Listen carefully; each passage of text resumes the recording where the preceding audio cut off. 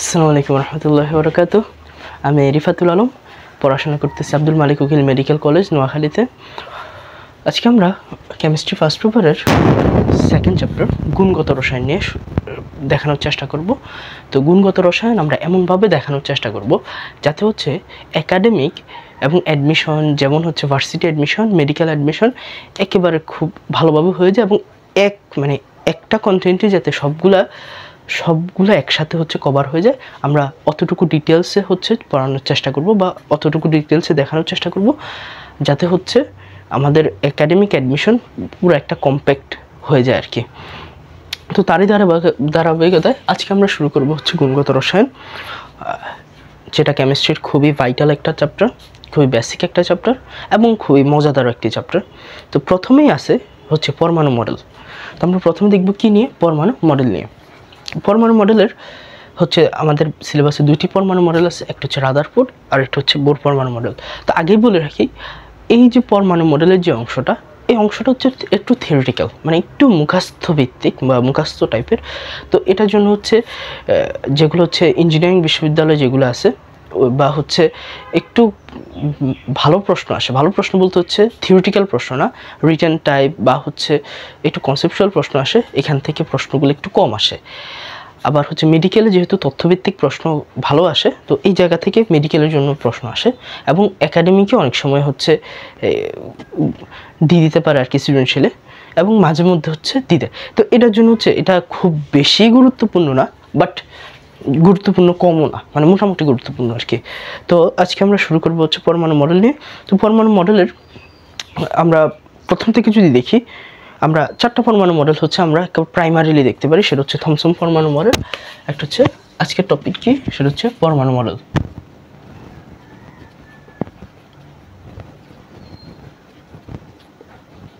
আচ্ছা, তো প্রথম যেটা সেটা আসতেছে থমসন পরমাণু মডেল। থমসন পরমাণু মডেল, এটার থমসন পরমাণু মডেল এটাকে বলা হয় প্লাম পুডিং মডেল। একটু জানার জন্য আর কি, এগুলো আসলে একটু মানে এমসিকিউতে অনেক সময় চলে আসতে পারে, এটার জন্য আর কি।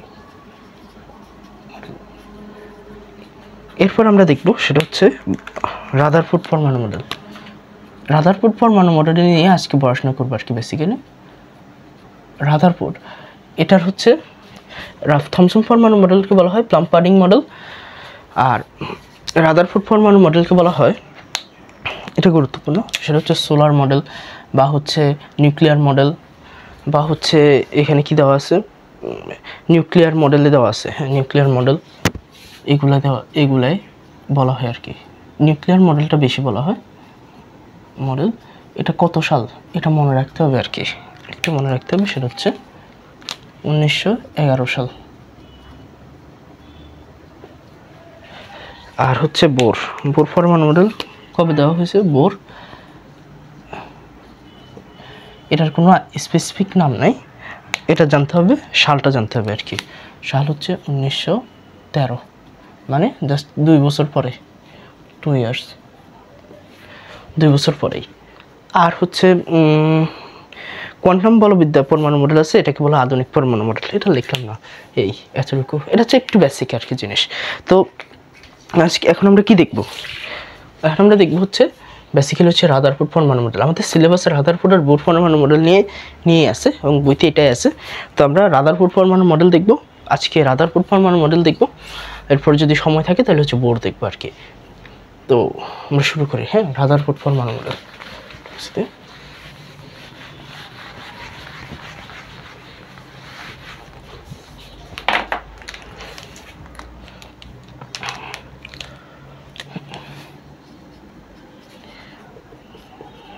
রাদারফোর্ড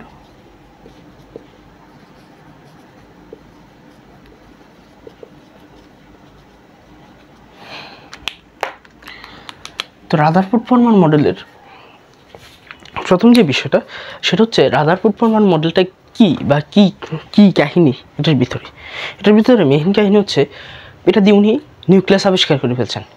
কীভাবে আবিষ্কার করছেন, সেটা হচ্ছে আলফা কণা বিচ্ছুরণ পরীক্ষা দিয়ে। এই একটা পরীক্ষা, এই পরীক্ষার মাধ্যমে উনি একটা হচ্ছে ভালো লেভেলের অনেকগুলো জিনিস হচ্ছে তিনি দেখে ফেলছে আর কি, এর মধ্যে নিউক্লিয়াস আবিষ্কার করে ফেলছে এবং পরমাণুর অনেকগুলো জিনিস দেখে ফেলছে, যেটা হচ্ছে খুব মানে যুগান্তকারী একটা জিনিস নিয়ে আসছে। এবং দেন হচ্ছে 2 বছরের মাথায় আবার বোর এক্সপেরিমেন্টালি আরও খুব ভালো ভালো জিনিস দেখে ফেলছে। তো দুইটারই হচ্ছে কিছু হচ্ছে খুব ভালো লেভেলের সাফল্য আছে, আবার দুইটারই সীমাবদ্ধতা আছে। তো রাদারফোর্ড পরমাণু মডেলের যে আলফা কণা বিচ্ছুরণ পরীক্ষা, আমরা আগে আলফা কণা বিচ্ছুরণ পরীক্ষাটা দেখবো, যে উনি যে এক্সপেরিমেন্টটা করছে এটা খুব ভালোভাবে দেখতে পারবা যে তোমরা হচ্ছে জাস্ট ইউটিউবে বা হচ্ছে গুগলে একটা সার্চ দিবা যে হচ্ছে এই আলফা কণা বিচ্ছুরণ পরীক্ষা, তাহলে হচ্ছে একেবারে সেটা আসবে, বিচ্ছুরণ পরীক্ষাটা কীভাবে করছে উনি এটা আসবে। যেহেতু আমাদের এখানে হোয়াইট বোর্ডে আসলে এটা দেখানো খুব একটু ইজি না আর কি, বা হচ্ছে পুরো ভিজুয়ালাইজ করাটা একটু টাফ। তো তোমরা ওইটা একটু সার্চ দিবা, দেখবা যে বুঝতে যাবে আর কি। আর আমরা এখানে দেখানোর চেষ্টা করবো, এরপর আমরা আমাদের মধ্যে দেখানোর চেষ্টা করবো আর কি। তো আলফা কণা বিচ্ছুরণ পরীক্ষা উনি কী করছে, আলফা কণা বিচ্ছুরণ পরীক্ষা দিচ্ছেন এই পরমাণু মডেল, তিনি আলফা কণা বিচ্ছুরণ পরীক্ষা দিয়েছেন, বিচ্ছুরণ পরীক্ষা করছিলেন আর কি। এখন আলফা কণা বিচ্ছুরণ পরীক্ষা এটা ঠিক আছে একটা পরীক্ষা। এখন আমাদেরকে এটা জানো যে আলফা কণা কী জিনিস, আমাদের তো এটা জানতে হবে যে আলফা কণা কী জিনিস। তো আমরা দেখি আলফা কণা জিনিসটা আসলে কি। আলফা কণা হচ্ছে হিলিয়াম 2+, এটা হচ্ছে আলফা কণা, বুঝছো? তার মানে এখানে কি আছে দেখো, এখানে দ্বিধনাত্মক হিলিয়াম অ্যান্ড এ দেখছো হিলিয়াম দ্বিধনাত্মক, দুইটি ইলেকট্রন চলে গেছে, দ্বিধনাত্মক হিলিয়াম আয়ন, এটা হচ্ছে আলফা কণা। তাহলে এটা হচ্ছে এর কি ভর কত 4, এবং এর গতিটা এমসিকিউতে আসতে পারে, মানে জানে রাখা ভালো আর কি, জেনে রাখতে পারো।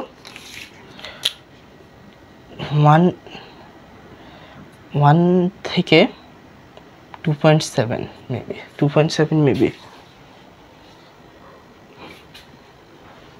সরি 2.5 এরকম একটা রেঞ্জ, 10⁸ মিটার পার সেকেন্ড, এটা হচ্ছে এর গতি, তাহলে আলফা কণা কি জিনিস, হিলিয়াম থেকে দুইটি ইলেকট্রন যদি আমরা সরাই নিই, তাহলে যেটা পাবো, যেই সত্তাটা আমরা পাবো, এটা হচ্ছে আলফা কণা। এবং এই সত্তার মাধ্যমে হচ্ছে তিনি একটা পরীক্ষা করছে, আলফা কণা বিচ্ছুরণ পরীক্ষা, তিনি একটা পরীক্ষা করছিলেন। তো এই পরীক্ষাটার জন্য আমাদের কি করতে হবে, কি কি উপকরণ লাগবে, আমরা আগে এটা দেখব। উপকরণগুলো কিন্তু আসতে পারে, উপকরণগুলো এমসিকিউর জন্য খুবই ইম্পর্ট্যান্ট। আমরা দেখব আলফা কণা বিচ্ছুরণ পরীক্ষার উপকরণ। হ্যাঁ, উপকরণ কি জিনিস লাগছে আমরা দেখি। উপকরণ লাগছে, প্রথম হচ্ছে যেখান থেকে আলফা কণা বিচ্ছুরণ হয়েছে, অবশ্যই তেজস্ক্রিয় মৌল লাগবে, তেজস্ক্রিয় একটা মৌল লাগবে।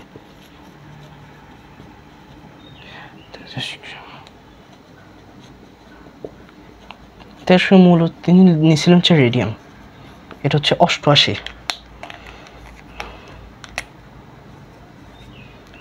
হ্যাঁ, এরপরে হচ্ছে তিনি কি নিছেন, তেজস্ক্রিয় মৌল নিছেন। এরপরে নিছেন তিনি জিঙ্ক সালফাইড, এটা মাস্ট জিঙ্ক সালফাইডের আবরণযুক্ত, মানে জিঙ্ক সালফাইডটা নিছেন যেটা হচ্ছে অনুপ্রবাহ সৃষ্টি করতে পারে, এটা খুবই ইম্পর্টেন্ট, এটা জানতে হবে, জিঙ্ক সালফাইডটা লাগে। আর হচ্ছে আরেকটা জিনিস লাগছে, সেটা হচ্ছে পাতলা সোনার পাত, যেটার পুরুত্বটা লাগবে,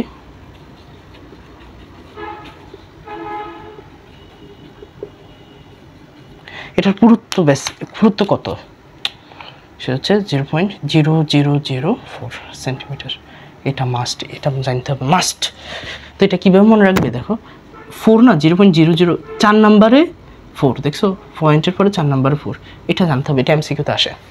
তো আমাদের কী লাগছে, ব্যবহৃত উপকরণগুলো কী লাগছে, তেজস্ক্রিয় মৌল লাগছে, যেটা হচ্ছে আমাদের কি তেজস্ক্রিয় মৌল কেন আমরা বিচ্ছুরণ করছি, একটা হচ্ছে কি আলফা কণা বিচ্ছুরণ করছে। এখন আলফা কণা তোমরা যারা হচ্ছে ফিজিক্সে হচ্ছে তেজস্ক্রিয়তার একটা চ্যাপ্টার আছে, ওইটা দেখছো কিনা বা হচ্ছে ওইটা পড়লেও বুঝবে, আর এমনিতেও বোঝার কথা যে তুমি একটা জিনিস বিচ্ছুরণ করবে, আলফা একটা কণা তুমি বিচ্ছুরণ করবে, এটা তো তুমি হিলিয়াম থেকে, তুমি হচ্ছে অক্সিজেন থেকে আলফা কণা বাইর হবে না, মানে হচ্ছে কি কম যেগুলা সেগুলা কম, পারমাণবিক ভর বিশিষ্ট এগুলো থেকে বাইর হয় না, যেগুলো হচ্ছে অনেক বেশি, যেমন 88, 89, এরপর হচ্ছে 93, 94 এইগুলো থেকে বের হয়। তো এটার জন্য হচ্ছে অনেক উচ্চ আণবিক ভর বিশিষ্ট আমরা একটা মৌল নিতে হবে আর কি, যেটা তেজস্ক্রিয় মৌল, যেটা হচ্ছে তেজস্ক্রিয়তা প্রদর্শন করবে। দ্যাটস আমরা কি নিচ্ছি, তেজস্ক্রিয় মৌল নিচ্ছি। হ্যাঁ, প্রথম আমরা তেজস্ক্রিয় মৌল নিচ্ছি। এরপর জিঙ্ক সালফাইডটা নিতে হবে, সেটা হচ্ছে জিঙ্ক সালফাইড। এটা হচ্ছে কি করব, অনুপ্রভা সৃষ্টি করবে। আমরা এই ইসেতে এটা হচ্ছে এরকম একটা ইসে থাকে আর কি, এরকম এখনও দেখা যাচ্ছে কি না কতটুকু বুঝাতে বুঝতেছি না আর কি। হ্যাঁ, তো এরকম মানে একটা কি বলা যায়, এরকম একটা জিনিস থাকে। তো এইখানে হচ্ছে বেসিক্যালি হচ্ছে ইসে হয় কি জানে, লাইটিংটা হচ্ছে বোঝানোর জন্য এই পাতলা সোনার পাত প্লাস হচ্ছে জিঙ্ক সালফাইডের আবরণ, এই বিষয়গুলো লাগে আর কি। তোমরা অবশ্যই একটু কষ্ট করে হচ্ছে ইউটিউবে সার্চ দিয়ে দেখো যে কীভাবে হয়, তাহলে হচ্ছে বুঝে যাবে আর কি। আমি আসলে এখানে দেখানোর মতো সুযোগটা পাচ্ছি না আর কি, বা হচ্ছে সুযোগ হচ্ছে না। তো এই তিনটা জিনিস লাগে আর কি। মোটামুটি হচ্ছে এই তিনটে জিনিস লাগে। এখন আলফা বিচ্ছুরণ হওয়ার পরে আমরা এই পরীক্ষা উনি করে ফেলছো। পরীক্ষাটা তোমরা ধরো যে ইউটিউবে দেখে ফেলছো, ধরো যে আমি এখন কথা বলতেছি, তুমি দেখে ফেলছো ইউটিউবে। এবার এরপরে কি করতেছে এটা আমরা দেখতেছি আর কি। হ্যাঁ, এরপর আমাদের পর্যবেক্ষণগুলো কি আসছে। তো আচ্ছা,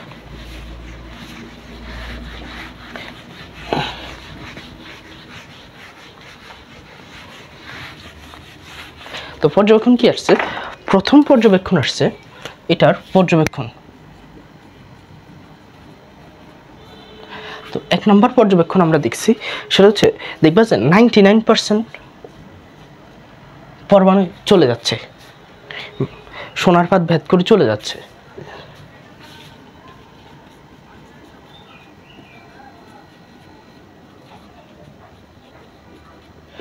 করে চলে যায়, এটা হচ্ছে 99% চলে যায়।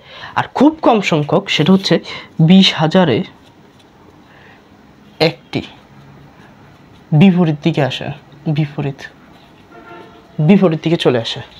তাহলে তুমি কি বুঝতেছো, মানে এখানে যে কিছু একটা হতেছে, মানে আমরা যে কিছু বুঝে ফেলতেছি এটা তো বুঝতেছো। মানে এখানে একটা ধরো একটা পরমাণু বেসিক্যালি কীরকম থাকে, এদিকে হচ্ছে নিউক্লিয়াস আর এই। তো কি হয়েছে, নিউক্লিয়াস আসলে আরও ছোট থাকে, একেবারে ছোট থাকে ধরো এতটুকু। তো কি হচ্ছে, যখন এই পরমাণু দিয়ে যাচ্ছে, ধরো আলফা কণাটা যখন যাচ্ছে, হ্যাঁ, তখন কি হচ্ছে, এদিক দিয়ে চলে যাচ্ছে, এই যে হচ্ছে তাও চলে যাচ্ছে, এই যে তাও চলে যাচ্ছে।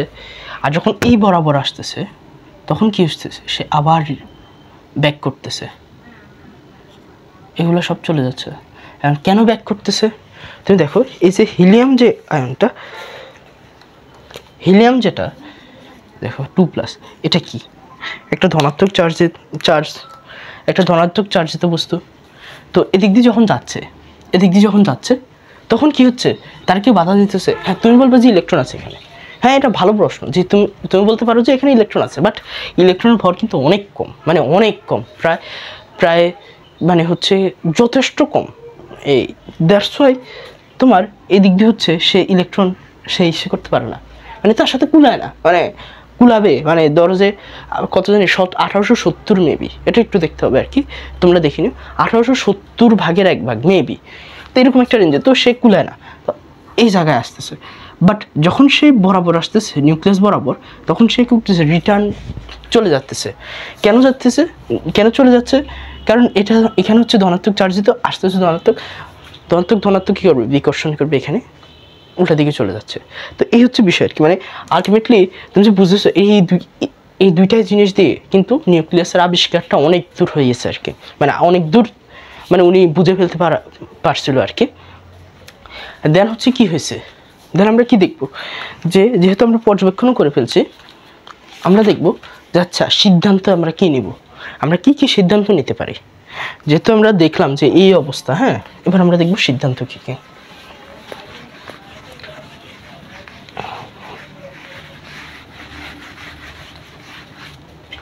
তো সিদ্ধান্ত হচ্ছে, প্রথম সিদ্ধান্ত কি তাহলে আমরা দেখব কি সিদ্ধান্ত।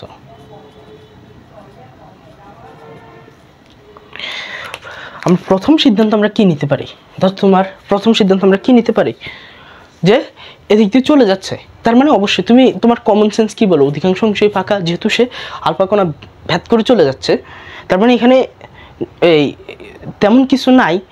যদি হচ্ছে থাকতো, ধরো যে একটা চার্জিত বস্তু কিন্তু এইভাবে চলে যাওয়া সম্ভব না। মানে যদি কোনো ঋণাত্মক চার্জিত থাকে বা ধনাত্মক চার্জিত কোনো কিছু থাকে বা অন্য কোনো পদার্থ যদি থাকে, তাহলেও কিন্তু সে কী করবে, আকর্ষণ করবে বা বিকর্ষণ করবে। মানে যদি অন্য কোনো বস্তু থাকে তাহলে আকর্ষণ করবে, সেম যদি ইসে হয়, সেম চার্জিত যদি হয়, মানে ধনাত্মক চার্জিত যদি দুইটাই হয় তাহলে হচ্ছে বিকর্ষণ করবে, আবার নেগেটিভ যদি হয় তাহলে হচ্ছে আকর্ষণ করবে।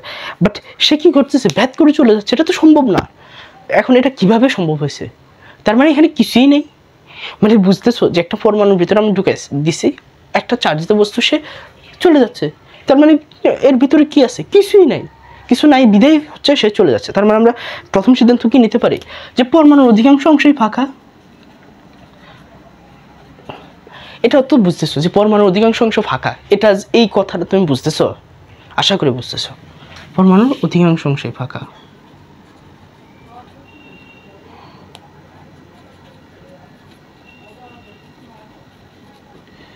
ফাঁকা।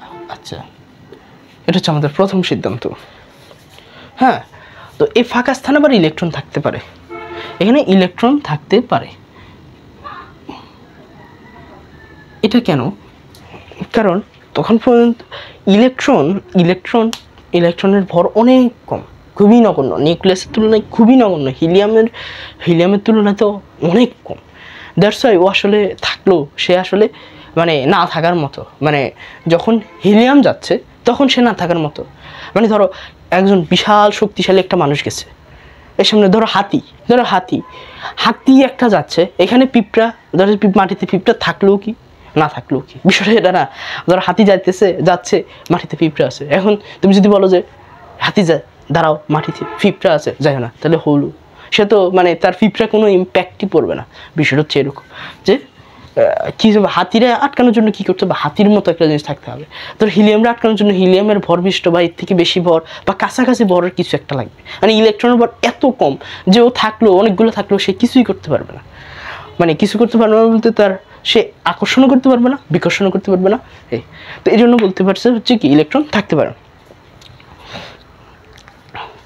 এখন 2 নম্বর যে বিষয়, যেহেতু খুব কম সংখ্যক ইলেকট্রন আসতে পারে, যেহেতু খুব কম সংখ্যক ইলেকট্রন কি হচ্ছে বিপরীত দিকে ফেরত আসতেছে, তার মানে কি ভিতরে ধরো এখানে ধরো এই দেখো, ধরো হ্যাঁ ধরো এই যে এখানে, তার মানে কিছু সংখ্যক কি হচ্ছে শব্দ দিক দিয়ে চলে যাচ্ছে। হ্যাঁ, মাঝখান দিয়ে একটা সে কি হচ্ছে এদিক দিয়ে সে আবার বরাবর পিছনে আসতেছে। তার মানে কি এমন কিছু জিনিস আছে, এমন কোনো একটা জিনিস আছে যে হচ্ছে ভরটা তার সেম বা কাছাকাছি, যথেষ্ট ভর সম্পন্ন বা মানে যথেষ্ট মানে হিলিয়ামের কাছাকাছি একটা ভর সম্পন্ন যে হচ্ছে, এবং ধনাত্মক চার্জিত কোনো একটা জিনিস যে হচ্ছে পুরা হিলিয়ামকে উল্টা পথে দিয়ে দিয়েছে। ধরো এদিক দিকে একজন আসছে, আমি ধুম করে একটা দিছি, সে উল্টা দিকে চলে গেছে। বিষয়টা হচ্ছে অনেকটা এরকম যে আসছে দিছে সে চলে যাচ্ছে, তার মানে আমার শক্তি অনেক বেশি, মানে নিউক্লিয়াসের শক্তি অনেক বেশি। তার মানে এখানে কিছু একটা আছে, এবং যেটা খুব কম আমরা দেখছি যে 20,000-এ একটি, বাট আছে ভিতরে কোনো এক জায়গায় আছে বা কেন্দ্রে আছে আর কি বেসিক্যালি।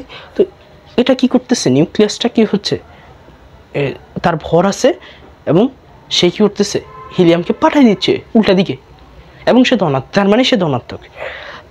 তো এটা দ্বারা কি বোঝা যাচ্ছে যে এখান থেকে বেসিক্যালি হচ্ছে নিউক্লিয়াসের আবিষ্কারটা হয়েছে, যে মাঝখানে কিছু একটা আছে ধনাত্মক চার্জিত এবং ভর বিশিষ্ট, যেটা হিলিয়ামকে আটকাই দিছে, এটার নামে দিছে নিউক্লিয়াস। তিনি এই নিউক্লিয়াস আবিষ্কার করছিলেন। তার মানে নিউক্লিয়াস আবিষ্কার কে করছিলেন, রাদারফোর্ড। তার মানে হচ্ছে কি আমরা দ্বিতীয় সিদ্ধান্ত কি দেখতে পারি, দ্বিতীয় সিদ্ধান্ত কি নিউক্লিয়াস আবিষ্কার। আমরা ডিটেলসে লিখলাম না, তোমরা হচ্ছে ডিটেলসে দেখে ফেলতে পারবো, আমরা যে কথাগুলো বলছি এগুলাই। তো বুঝছো যে বিষয়টা কী হয়েছে, নিউক্লিয়াস কীভাবে আবিষ্কৃত হয়েছে, আশা করি বুঝতে পারছো। এখানে হচ্ছে কনফিউশনের কোনো কারণ নাই। 3 নম্বর যে সিদ্ধান্ত আসছে, যেহেতু পরমাণু নিরপেক্ষ, তার মানে ইলেকট্রন প্রোটন সমান। ইলেকট্রন প্রোটন না দিয়ে এখানে বলছে ধনাত্মক চার্জ এবং ঋণাত্মক চার্জ সমান। তার মানে হচ্ছে কি ধনাত্মক এবং ঋণাত্মক চার্জ সমান।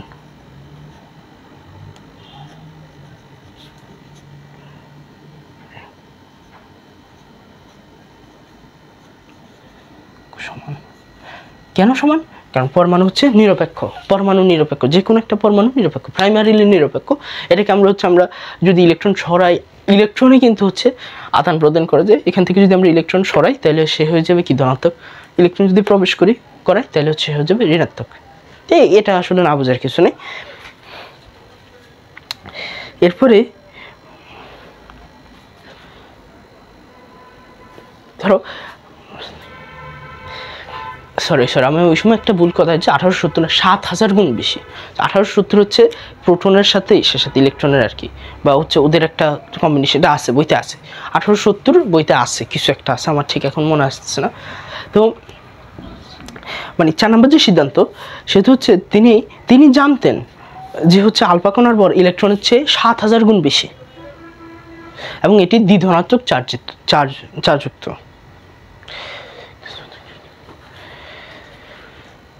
ইনি রাদারফোর্ড এই বিষয়টা জানতেন। তো জানলে 4 নম্বর সিদ্ধান্তটা কি, যে পরমাণু নিউক্লিয়াস ধনাত্মক চার্জের পরিমাণ মূলের পারমাণবিক সংখ্যার সমান। কি বোঝাতে যাচ্ছে, যে পরমাণু নিউক্লিয়াসের যে ধনাত্মক চার্জ আছে, পরমাণু নিউক্লিয়াসের মধ্যে যে ধনাত্মক চার্জটা আছে সেটা মূলের পারমাণবিক সংখ্যার সমান। এটা নিশ্চয়ই বুঝতেছো, মানে এটা বুঝতেছো যে এখানে যতটুকু হচ্ছে কি ধনাত্মক চার্জ আছে ততটুকু ইলেকট্রন আছে, তার মানে ওইটাই তার পারমাণবিক সংখ্যা। হ্যাঁ রাইট। নিউট্রন হচ্ছে আলাদা থাকবে, বাট যতটুকু এখানে প্রোটন থাকবে ইলেকট্রন ততটুকু থাকবে এবং এটাই তার পারমাণবিক সংখ্যা। হ্যাঁ, এরপরে ইলেকট্রন আমরা আদান প্রদান করতে পারি, এটা হচ্ছে পরের বিষয়। তো কি এটা আমরা 4 নম্বর সিদ্ধান্ত হচ্ছে, এটা আমরা লিখলাম না আর কি। আর 4 নম্বর সিদ্ধান্ত এইরকম বিষয় আর কি। আর আরেকটা বিষয় হচ্ছে, একটা গুরুত্বপূর্ণ জিনিস, সেটা হচ্ছে এই পরীক্ষার মাধ্যমে বোঝা গেছে যে পরমাণুর নিউক্লিয়াসের যে নিউক্লিয়াস এটার একটা ব্যাস আছে। দেখো এই যে দেখছো বড় যেটা, এটা ধরো একটা এটা এত বড় আসলে নিউক্লিয়াস না, এরপর আমরা বোঝার সুবিধার্থে দেখাচ্ছি।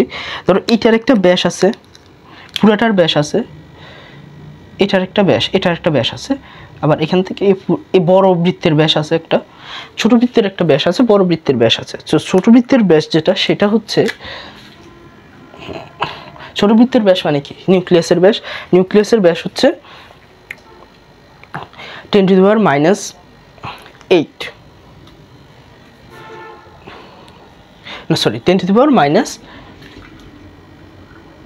থেকে 10⁻13, আর এই পুরাটা হচ্ছে 10⁻⁸।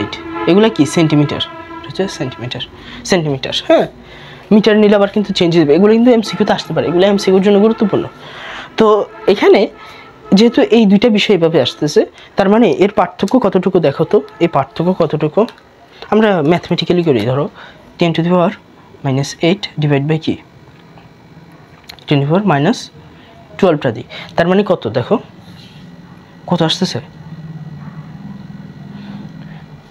এটা আসতেছে 10,000। কেন দেখো মাইনাসে কাটা, ধরো 10 এখানে কীভাবে কাটা যায়, ধরো মাইনাসে আমরা কাটে দিলাম, হ্যাঁ মাইনাসে কাটা যায় এভাবে, ধরো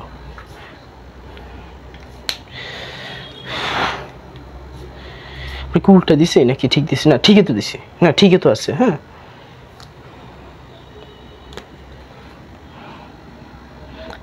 দেখো 10 এটা হচ্ছে কি 3 × 12।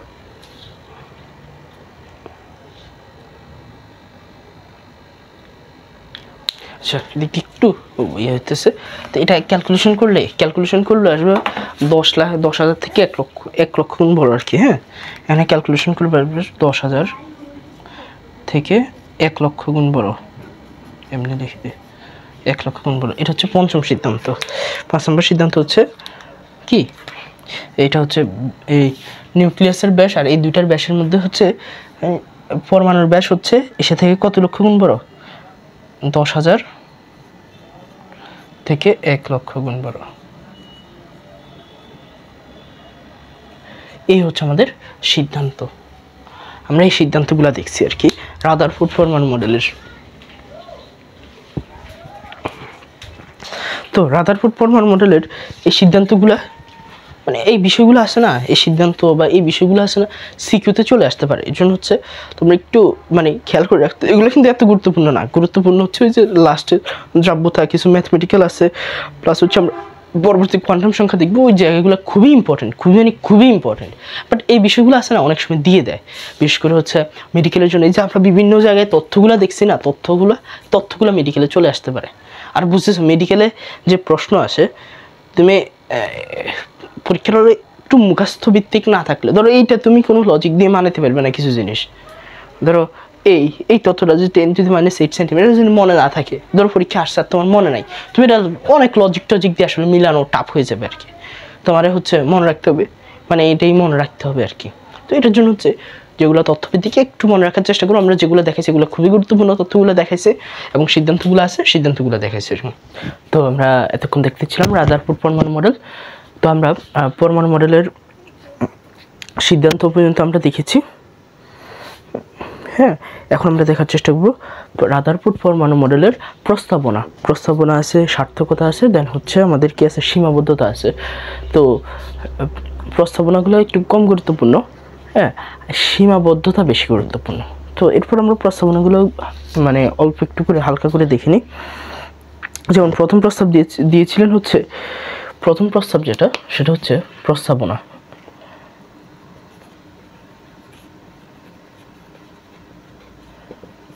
তো প্রথম প্রস্তাব কি, যখন ধর বিষয়টা হচ্ছে কি, যখন উনি পরীক্ষা করছিলেন, আলফা কণা বিচ্ছুরণ পরীক্ষা করছিলেন, তখন কি দেখছিলেন মাঝে এর কেন্দ্রের মাঝে, এই যে ধরো এই যে মাঝে কিছু একটা আছে, মাঝে কিছু একটা থাকার কারণে যখন আমাদের এদিক থেকে কিছু একটা গেছে, আলফা কণাটা গেছে, কিছু একটা বলতে আলফা কণাটা গেছে, তখন কি হয়েছে, সে আবার ব্যাক করছে। এটা হচ্ছে কি 20,000 একটি ব্যাক করছে। তার মানে আলফা কণার মতো, আলফা কণার এখানে কি বোঝা যাচ্ছে, যে আলফা কণার মতো এইরকম ভারী কোনো একটি ধনাত্মক কিছু আছে এখানে।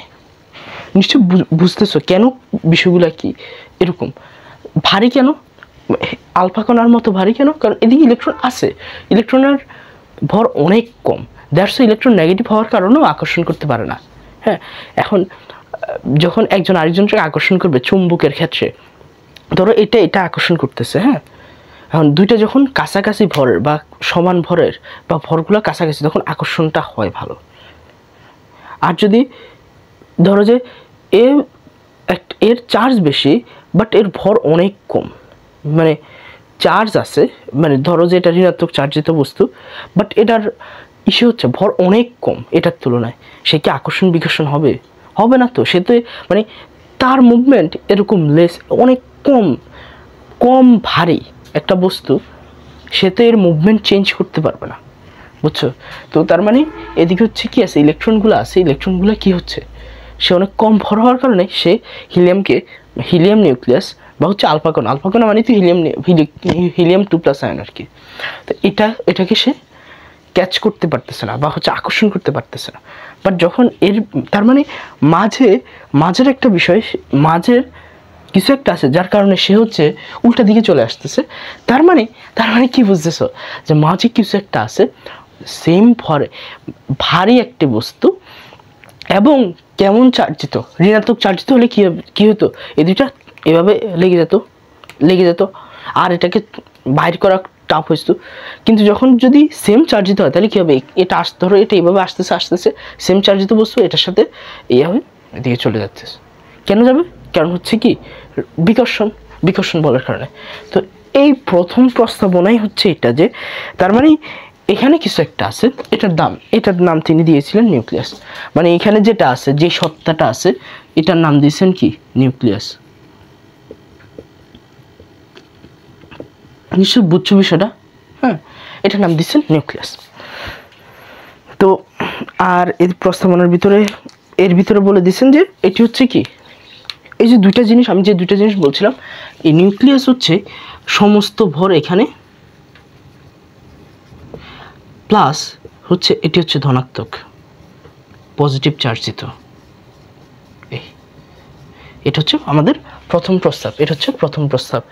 কি নিউক্লিয়াসের বিষয়টা দিয়েছিলেন তিনি, নিউক্লিয়াস শর্ট করে লিখে আর কি, নিউক্লিয়াসের বিষয়টা দিয়েছেন, আর হচ্ছে সমস্ত ভর প্লাস পজিটিভ চার্জ। এই নিশ্চয় এতটুকু বুঝছো। তো প্রথম প্রস্তাব একেবারে প্রাইমারি একটা জিনিস, যেটা আমরা আলফা কণা বিচ্ছুরণ পরীক্ষায় মোটামুটি একটু কমন সেন্স খাটাইলে আমরা এটা বুঝতেছি। 2 নম্বর প্রস্তাব যেটা, যেহেতু এদিকে কি আছে দেখো, এগুলা কি ইলেকট্রন, এগুলো হচ্ছে ইলেকট্রন, এরকম ইলেকট্রন ঘুরতেছে, আর ভিতরে আছে কি নিউক্লিয়াসের ভিতরে কি আছে, প্রোটন এবং নিউট্রন। নিউট্রন তো নিউট্রাল, মানে কোনো চার্জ দিত না, প্রোটনটা হচ্ছে চার্জিত, পজিটিভ চার্জিত। তো এখান থেকে তিনি বের করছিলেন যে এখানে যতটুকু ইলেকট্রন যতটা আছে একটা পরমাণুতে, প্রোটনটা তার সমান আছে, মানে ধনাত্মক যতটুকু আছে ঋণাত্মক ততটুকু আছে আর কি, এটা বুঝাচ্ছেন। দ্যাটস ওয়াই একটা পরমাণু সার্বিকভাবে নিরপেক্ষ, এটাই বলেছিলেন। এটা হচ্ছে 2 নম্বর প্রস্তাবনা। সব হচ্ছে যে আলফা কণা বিচ্ছুরণ পরীক্ষার যেই আমরা পার্সপেক্টিভ থেকে যে বিষয়গুলাই মানে পাইছেন আর কি উনি, আসল বিষয় হচ্ছে এখানে তিনি আলফা কণা বিচ্ছুরণ যে পরীক্ষা, এর ফলেই হচ্ছে তিনি এই সবগুলো জিনিস হচ্ছে পাইছেন। তো আলফা কণার বিচ্ছুরণ পরীক্ষা করতে গিয়ে যা আসতেছে এগুলাই হচ্ছে তার, মানে আমরা যে রেজাল্ট পাচ্ছি বা যে বিষয়গুলো দেখতেছি এগুলাই আলটিমেটলি প্রস্তাবনা, এরপর সার্থকতা, এগুলার ভিতরে আর কি, বুঝছো। তো নিউক্লিয়াস এবং সংস্থাবর, এটা কি পরমাণু নিরপেক্ষ। 2 নম্বর সে কি পরমাণু নিরপেক্ষ। 3 নম্বর বিষয় কি, 3 নম্বর বিষয়টা হচ্ছে উনি একটা জিনিস করছিলেন, সেটা হচ্ছে উনি একটা তুলনা করছেন। যেমন এই দেখছো না, এই যে আবার একটু দেখি, ধরো এইগুলো, এর বাইরে কি আছে, ইলেকট্রন এরকম ঘুরতেছে ইলেকট্রনগুলো, ধরো ইলেকট্রনগুলো ঘুরতেছে, আমরা একটার জন্য দেখাই, হ্যাঁ, ধরো একটা ঘুরতেছে, উনি আসলে অনেকগুলো দেয় নাই, এই জন্য আমরা অনেকগুলো উদাহরণ দিই নাই, উনি আসলে বলতে পারেন নাই, আমরা সীমাবদ্ধতায় দেখবো আর কি, যে উনি বলতে পারেন নাই যে একাধিক ইলেকট্রন থাকলে কিভাবে ঘুরবে, কিভাবে পরিভ্রমণ করবে। তো আমরা একটার জন্য উদাহরণটা দিই, একটার জন্য উদাহরণে পারফেক্ট হবে। তো দেখো, এটা দেখতে কিসের মতোই, দেখো আমাদের সূর্য পৃথিবীকে এভাবে প্রদক্ষিণ করতেছে না, মানে সূর্য কেন্দ্রে, আর পৃথিবী চারদিকে হচ্ছে কি করতেছে, পরিভ্রমণ করতেছে সূর্যকে কেন্দ্র করে। তুমি দেখতেছো এই বিষয়টা এরকম, এটা হচ্ছে প্রোটন, এটা হচ্ছে ইলেকট্রন। তো কি করতেছে, ইলেকট্রনটা প্রোটনকে কেন্দ্র করে, প্রোটন বা নিউক্লিয়াস, এটার ভিতরে তো নিউক্লিয়াস, মানে এটার পুরো নাম দিয়েছেন উনি নিউক্লিয়াস, মানে নিউক্লিয়াসকে কেন্দ্র করে ইলেকট্রন চারদিকে ঘুরতেছে। কার মতো, ওই যে পৃথিবী যেমন সূর্যকে কেন্দ্র করে ঘুরে, সৌরজগতের ওই বিষয়টার সাথে রাদারফোর্ড এটা তুলনা করছেন। এটা হচ্ছে 3 নম্বর প্রস্তাবনা। তো নিশ্চয়ই বোঝা যাচ্ছে যে এই বিষয়টা দেখতে কিন্তু এরকম মনে হচ্ছে, হ্যাঁ, এর জন্য এটাকে উনি একটা প্রস্তাবনা দিয়েছেন। তো এখানে মোটামুটি আর একটু মানে মূল প্রস্তাব এটাই, এরপর একটু ডিটেলস যদি দেখতে চাও দেখে নিতে পারো। মূল প্রস্তাবটা এটাই যে সৌরজগতের সাথে তুলনা করছেন।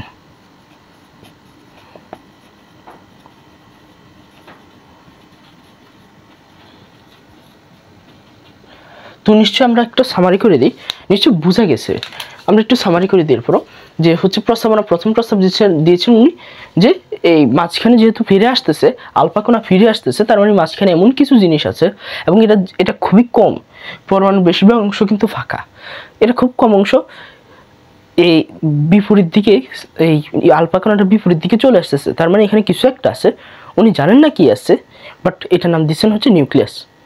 হ্যাঁ, এটার নাম দিচ্ছেন নিউক্লিয়াস। এবং এর ভিতরে উনি কি বুঝছেন, একটা হচ্ছে প্রথম বিষয় হচ্ছে এটা অবশ্যই ধনাত্মক চার্জিত, যেহেতু আলফা কণাও ধনাত্মক চার্জিত, এর জন্য এটাও ধনাত্মক চার্জিত। দ্বিতীয়ত হচ্ছে এর ভর হচ্ছে আলফা কণার কাছাকাছি, তার মানে একটা পরমাণুর সমস্ত ভর এখানেই আছে, হ্যাঁ, সমস্ত ভর এখানে পুঞ্জীবিত। 2 নম্বর যে প্রস্তাবনা সেটা হচ্ছে পরমাণু নিরপেক্ষ। উনি বুঝেছেন যে এখানে যতগুলো নিউক্লিয়াসের ভিতরে যতটুকু পজিটিভ চার্জিত বস্তু আছে ততগুলো ইলেকট্রনই হচ্ছে বা তেমন চার্জিত ইলেকট্রনই হচ্ছে চারিদিকে এই ঘুরতেছে আর কি, পরিভ্রমণ করতেছে। যদি আমরা 2টা দিয়ে দেখেছি, 2টা হওয়া আসলে উচিত না, কারণ রাদারফোর্ড 2টা হলে কিভাবে হয় এটা তিনি দেখান নাই। যদি আমরা দিয়ে দিছি এখানে মেনশন করি নাই, চিত্র আঁকি ফেলছি আর কি। তো আর 3 নম্বর যে প্রস্তাবনা, তিনি হচ্ছে এই যে পরমাণুর যেই বিষয়টা, একটা পরমাণু মডেল, একটা পরমাণু কেমন, এটা উনি তুলনা করতে গিয়ে উনি সৌরজগতের সাথে তুলনা করছেন যে সৌরজগৎ আমাদের পৃথিবী যেমন সূর্যকে কেন্দ্র করে ঘুরতেছে বা গ্রহগুলা নক্ষত্রকে কেন্দ্র করে ঘুরতেছে, সেম পরমাণুর ভিতরে ইলেকট্রনগুলাও নিউক্লিয়াসকে কেন্দ্র করে ঘুরতেছে। এটা হচ্ছে উনি একটা কি বলা যায়, উনি একটা তুলনা করছেন যে কার মতো, আমাদের সৌরজগতের নেচারের মতো আমাদের পরমাণুর নেচার কি সৌরজগতের নেচারের মতো, এটা উনি একটা তুলনা করছেন। তো এই হচ্ছে প্রস্তাবনা। এবার আমরা দেখব সার্থকতা কি। একজন বিজ্ঞানী এত কষ্ট করে একটা দিছে, একটা মডেল দিছে, তো এটার অবশ্যই সার্থকতা আছে, সার্থকতা না থাকলে আমরা পড়তাম না। তো সার্থকতাটা কি কি সেটা আমরা দেখবো এবার।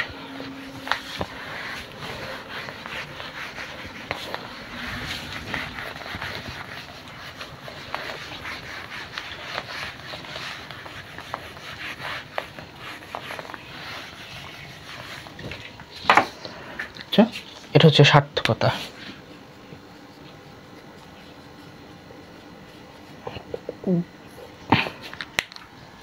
তো প্রথম সার্থকতা যেটা, এটা অবশ্যই তোমরা বুঝে যাচ্ছ যে যেহেতু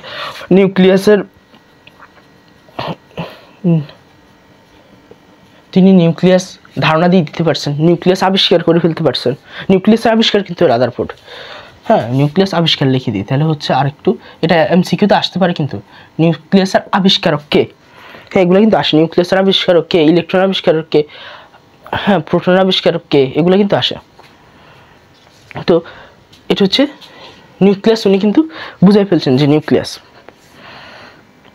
পুরো অস্তিত্বটা দিয়ে দিচ্ছেন, এবং হচ্ছে নিউক্লিয়াসের অস্তিত্ব এবং সমস্ত ভর যে নিউক্লিয়াসে থাকে, সমস্ত ভর নিউক্লিয়াসে যে থাকে এটা তিনি বুঝাই ফেলতে পারছেন। এটা একটা বড় সার্থকতা। আমি প্রস্তাবনাতে দেখছি যে এই বিষয়টা তুমি তো মানে এখনো তো বুঝতেছো যে একটা পরমাণু কিভাবে হচ্ছে, ওই সময়টা কি, একটা পরমাণু কিভাবে হবে, কি এগুলো নিয়ে গবেষণা চলতেছে।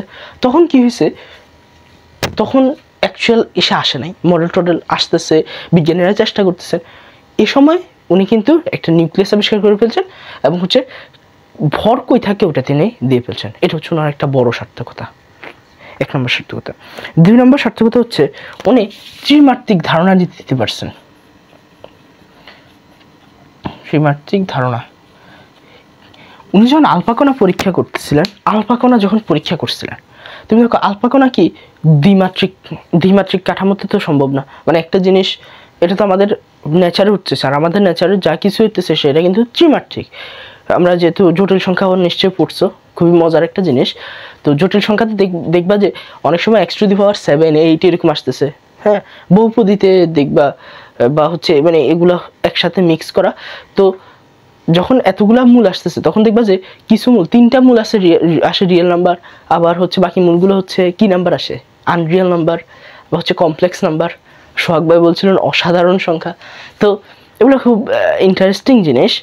তো যেহেতু আমাদের 3 ডাইমেনশনাল আমাদের সব কিছু, উনি আলফা কণা পরীক্ষা করছিলেন। সে আলফা কণাও কী হয়েছে, যেহেতু আলফা কণা পরীক্ষা করছিলেন আমাদের নেচারে বা হচ্ছে একটা পরীক্ষাগারে, নেচারের জিনিসপাতি তো করছে, হ্যাঁ। তো এর জন্য হচ্ছে কি উনি ত্রিমাত্রিক কাঠামো কি করছিলেন, ধারণা দিতে পারছিলেন। এটা হচ্ছে মনে রাখতে পারো। এর ভিতরেও কি আছে এটাও তুমি একটু গুগলে বা হচ্ছে ইয়েতে সার্চ দিতে পারো। আমার আসলে এর বাইরে কিছু জানা নাই আর কি, হ্যাঁ এর বাইরে আসলে আমি এভাবে মনে রাখছি আর কি। এরপর হচ্ছে 3 নম্বর যে বিষয়, সেটা হচ্ছে পরমাণুর চার্জ নিরপেক্ষতা। যে ওই যে আমরা দেখছি প্রস্তাবনা, মানে প্রস্তাবনার বিষয়গুলো আসলে সার্থকতার দিকে চলে আসছে। যে নিরপেক্ষতা, পরমাণু নিরপেক্ষতা, পরমাণু নিরপেক্ষতা তিনি দিয়েছেন। তো তো তুমি নিশ্চয় বুঝতেছো যে আমাদের সার্থকতাগুলো কি কি। এখানে এই প্রথম যে সেটা হচ্ছে নিউক্লিয়াস আবিষ্কার করে ফেলতেছেন এবং সমস্ত ভর নিউক্লিয়াসে পুঞ্জীবিত আছে। এরপর তিনি ত্রিমাত্রিক ধারণা দিয়ে দিতে পারছেন এবং পরমাণু যে নিরপেক্ষতা উনি সেটা দিয়ে দিতে পারছেন, মানে ভালো লেভেলের সার্থকতা আছে। তো সার্থকতা থাকার পরেও আমরা সবাই জানি রাদারফোর্ডের পরে আমরা খুব মজা করি যে আমরা পড়তে পড়তে বোর হয়ে যাচ্ছি, রাদারফোর্ড হচ্ছে, রাদারফোর্ড স্যাড হয়ে আছে, এরকম আমরা অনেক মিম টিম শেয়ার করি বা হচ্ছে মজা করি। তো আমরা দেখব কেন রাদারফোর্ড পরমাণু মডেল সার্থকতা থাকা সত্ত্বেও সীমাবদ্ধতা আছে, এবং এটা হচ্ছে কি বোর আবার 2 বছরের ভিতরে বোর আবার কিছু সীমাবদ্ধতাগুলো সলভ করছেন, আবার বোরের কিছু সীমাবদ্ধতা আছে। তো এই যে মানে একটার পর একটা হচ্ছে সফলতা সীমাবদ্ধতা, এই বিষয়গুলা হয়েছে।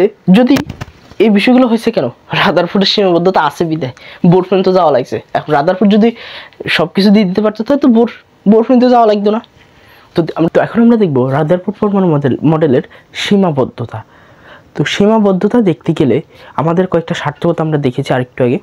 তো এই সার্থকতা তো ঠিক আছে বাট কিছু সীমাবদ্ধতা আছে, এবং সীমাবদ্ধতাগুলা পরীক্ষাতে বিশেষ করে যে কোনো এমসিকিউ ভিত্তিক যত পরীক্ষা আছে, যেমন হচ্ছে বোর্ডের যে এমসিকিউ আসে বা অন্যান্য যত জায়গায় এমসিকিউ আসে অ্যাডমিশনে, ওইখানে চলে আসতে পারে। এটা কিন্তু মোটামুটি ইম্পর্টেন্ট আছে সেটা সীমাবদ্ধতা।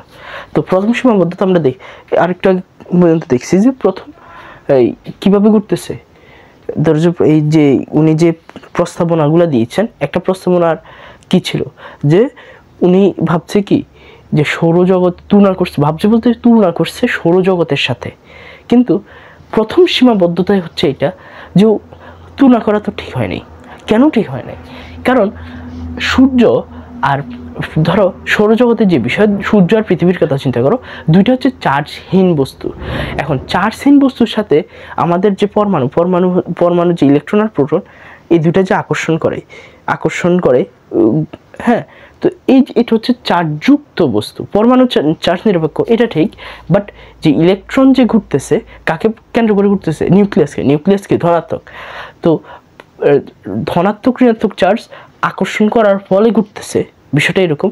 তো এই ঘোরা আর চার্জহীন বস্তুর ঘোরা দুইটা কম্পেয়ার করা ঠিক হয় নাই। এটা কেন ঠিক হয় না আরেকটু উদাহরণ দিই। ধরো তুমি কম্পেয়ার করতেছো প্লেয়ারদের মধ্যে, ধরো তুমি কম্পেয়ার করতেছো মেসির সাথে বিরাট কোহলির, তাহলে কম্পেয়ারটা কি হবে? হবে না তো। কারণ তুমি কি দিয়ে কম্পেয়ার করবা? বিরাট কোহলি একজন cricket player, Messi football player. তো মেসির সাথে বিরাট কোহলির তুলনা করা মানে কোনো তুলনা করা বা কম্পেয়ার করার কোনো সুযোগ আছে? নাই। তুমি মেসির সাথে কার করতে পারবা তুলনা? রোনালদোর। দুজনে হচ্ছে ফুটবল প্লেয়ার। তো এটার জন্য হচ্ছে মানে বুঝাতে যাচ্ছে হচ্ছে কি কম্পেয়ার করার জন্য, তুলনা করার জন্য একই রকম হতে হবে, দুইটাকে একই রকম হতে হবে, একই স্টেটমেন্ট হতে হবে। তো চার্জহীন বস্তুর প্রপার্টিজ আর চার্জযুক্ত বস্তুর প্রপার্টিজ তো এক না। চার্জহীন বস্তু তো এই যে ঘুরতেছে, ও তো আকর্ষণ করতেছে না, মানে ও যে আকর্ষণ করতেছে, মানে ওর যে আকর্ষণ করতেছে না বিষয়টা এরকম না। ও যে আকর্ষণ করতেছে এটা হচ্ছে মহাকর্ষ বল। আমরা ফিজিক্সে দেখবো মহাকর্ষ বল, 4 ধরনের বল আছে। আর এটা কিন্তু মহাকর্ষ বল না, ওইটা আবার আরেকটা বল। তো ওইটা পরমাণুতে যখন ইলেকট্রন প্রোটন আসছে তখন কিন্তু মহাকর্ষ বল আকর্ষণ করতেছে না, তখন চার্জ ধনাত্মক ঋণাত্মক, ওই চার্জ আকর্ষণ চেঞ্জ হয়ে যাচ্ছে, আকর্ষণ প্রকট হয়ে যাচ্ছে। তো মানে দুইটার প্রপার্টিজ কিন্তু আলাদা। দ্যাটস ওয়াই আমাদের প্রথম যেই বিষয়টা সৌরজগতের সাথে তুলনা করা হয় নাই। তো প্রথম যে বিষয়টা সৌরজগতের সাথে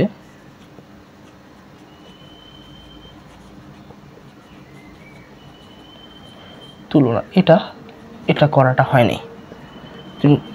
নিশ্চয়ই এটা বোঝা গেছে। 2 নম্বর যে বিষয় সেটা হচ্ছে ধরো ম্যাক্সওয়েলের তথ্য অনুযায়ী, ম্যাক্সওয়েল তড়িৎ চুম্বকীয় একটা তথ্য আছে। ধরো এভাবে যদি এটা ঘুরতে থাকে, একটা জিনিসকে কেন্দ্র করে ঘুরতে থাকে, এটাকে কেন্দ্র করে ধরো ঘুরতেছে, এভাবে ঘুরতেছে, হ্যাঁ ঘুরতেছে এভাবে যদি ঘুরতে থাকে, তাহলে সে কী করবে? ক্রমাগত শক্তি বিকিরণ করবে। শক্তি বিকরণ করবে। তো ক্রমাগত শক্তি বিকরণ করতে করতে এই যে এটা অনেকটা এ পরবার আস্তে আস্তে কমে যেতে থাকবে, কমতে কমতে কমতে কমতে একটা সময় হয়ে যাবে বিলুপ্ত হয়ে যাবে। এটা হচ্ছে ম্যাক্সওয়েলের তড়িৎ চুম্বকীয় তত্ত্ব। এখন তড়িৎ চুম্বকীয় যে তত্ত্বটা এটা অলরেডি স্টাবলিশ হয়ে গেছে আগেই, ওইটার প্রমাণ সব কিছু হয়ে গেছে।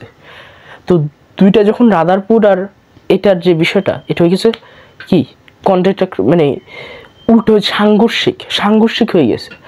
তো কোনটা অ্যাপ্রোপ্রিয়েট হবে?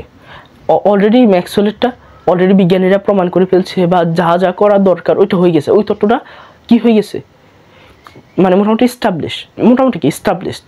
এখন ওই তত্ত্বের সাথে রাদারফোর্ডের তত্ত্বটা হয়ে গেছে সাংঘর্ষিক, কারণ সে বলতেছে যদি এভাবে যদি ঘুরতে থাকে তাহলে ম্যাক্সওয়েলের তত্ত্ব অনুসারে সে কী করবে, একটা সময় ছোট হতে হতে একটা সময় হচ্ছে বিলীন হয়ে যাবে। কিন্তু পরমাণু কি বিলীন হয়ে যায়?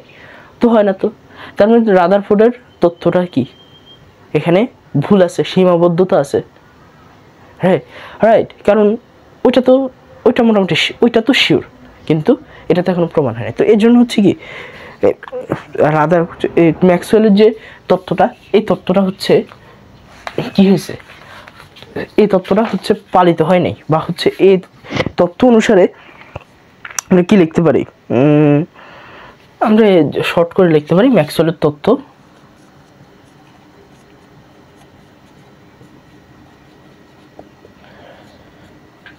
তত্ত্বের সাংঘর্ষিক আর কি লিখলাম না, জাস্ট এটা বোঝার জন্য, মানে এগুলো অনেক হেডলাইন লিখতেছি আর কি যে বিষয়টা কি। এরপরে যে বিষয় সেটা হচ্ছে হাইড্রোজেন পরমাণুর কোনো ইসে দেওয়া হয় নাই, হাইড্রোজেন পরমাণুর বর্ণালীর কোনো ব্যাখ্যা দেওয়া হয়নি।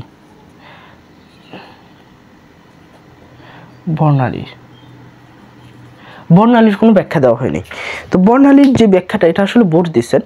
তো বর্ণালীর ব্যাখ্যার জন্য দেখা যায় যে বর্ণালী কখন হবে, যখন ইলেকট্রন একটা থেকে আরেকটা মানে এক কক্ষপথ থেকে আরেক কক্ষপথ যায়। এটা হচ্ছে বোর পরমাণু মডেলে উনি দেখাইছেন আর কি, এই বিষয়টা উনি হচ্ছে প্রমাণ করছেন। তো ওইটা আমরা দেখবো বোরে, বাট রাদারফোর্ডে হচ্ছে এইভাবে বলে নাই। ইনফ্যাক্ট রাদারফোর্ড পরমাণুতে আরেকটা সীমাবদ্ধতা হচ্ছে আকার আকৃতি সম্পর্কে জানার নাই। পরমাণুর আকার আকৃতি বা কক্ষপথের আকার আকৃতি সম্পর্কে তিনি কিছু বলেন নাই। কক্ষপথের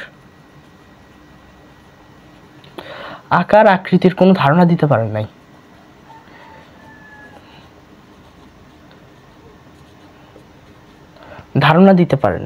এরপরে আরেকটা সীমাবদ্ধতা হচ্ছে এই যে এই একাধিক যদি ইলেকট্রন থাকে, একাধিক ইলেকট্রন থাকলে কক্ষপথে কিভাবে সে পরিভ্রমণ করবে সেটাও তিনি বলতে পারেন নাই। ধরো উনি একটার জন্য এরকম বলে দিছে যে হচ্ছে কি ইলেকট্রন কি হচ্ছে, ইলেকট্রনগুলো নিউক্লিয়াসকে কেন্দ্র করে ঘুরতেছে।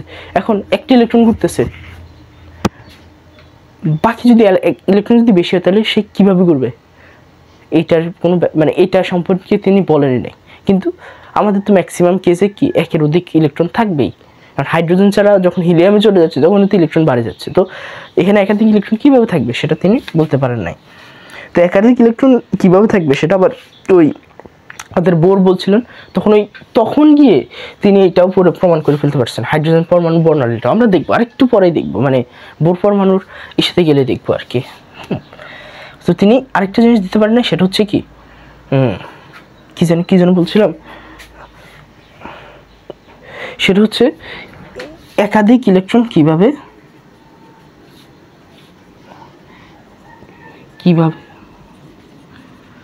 পরিভ্রমণ করবে সেটা তিনি বলতে পারেন নাই, এই আরেকটা সীমাবদ্ধতা। এরপর হচ্ছে আর কোনো সীমাবদ্ধতা আছে কিনা, এই তো আর কোনো মোটামুটি এই সীমাবদ্ধতা পাঁচটাই তো আছে, বইতে পাঁচটা আছে। তো বইগুলাই আসলে কেমিস্ট্রির ক্ষেত্রে আসলে হাজারি স্যারের বইটা খুব ভালোভাবে পড়ে ফেললে এটা আসলে মানে এটা স্ট্যান্ডার্ড আর কি। এবং তুমি জানতে চাইলে তো মানে তোমার নাই, বাধা নাই। তুমি গুরু স্যারের বইতে কিন্তু অনেক তথ্য আছে বা অনেক জিনিস আছে, তুমি জানতে চাইলে গুরু স্যারের বইটা খুব ভালো জানার জন্য। বাট তোমার তো পরীক্ষার হলে অ্যান্সার করে আসার জন্য এবং প্রিসাইজ সবচেয়ে ভালো এর জন্য হাজারি স্যারে আর কি ভালো। হাজারি স্যারের বই থেকে মেডিকেল থেকে শুরু করে সবগুলা হাজারি স্যারের বই থেকে আসে। এরপরেও তোমরা হচ্ছে হ্যাঁ অবশ্যই এডিশনাল বই সময় থাকলে অবশ্যই পড়বা। এরপর হচ্ছে বিভিন্ন কোচিং সেন্টার বই প্রোভাইড করে, যেমন ইঞ্জিনিয়ারিংয়ের জন্য বই আছে, কনসেপ্ট বুক, প্র্যাকটিস বুক, এই অনেক আদার্স বুক আছে। এরপর হচ্ছে মেডিকেলের জন্য মেডিট্রিক্স, ওই হচ্ছে আরও কি বিভিন্ন কোচিং সেন্টারের জন্য কোচিং সেন্টারের বইটাই আছে, হ্যাঁ ডাইজেস্ট, হ্যাঁ ওই বিভিন্ন বিভিন্ন কোচিং সেন্টার সবগুলো বই খুব যথেষ্ট ভালো, কারণ সবাই খুব ভালোভাবে করার চেষ্টা করে আর কি। তো দেখবা আর কি, হ্যাঁ দেখবা, জানার তো কোনো শেষ নেই, বাট আমি হচ্ছে দেখাচ্ছি হচ্ছে যতটুকু জানলে, মানে আমি এখানে দেখানোর চেষ্টা করতেছি হচ্ছে যতটুকু জানলে তোমার হচ্ছে একাডেমিকও হয়ে যাবে, অ্যাডমিশনের জন্য মেডিকেল, বিশেষ করে আমরা মেডিকেল ভার্সিটি সকল অ্যাডমিশন হয়ে যাবে, এবং ইঞ্জিনিয়ারিংয়ের জন্য মোটামুটি অনেক দূর হবে। এরপরও হচ্ছে তোমরা আরও দেখতে পারো। পরবর্তী ভিডিওতে আবার দেখা হবে। তো শেষ পর্যন্ত ভালো থেকো, সুস্থ থেকো, আল্লাহ হাফেজ।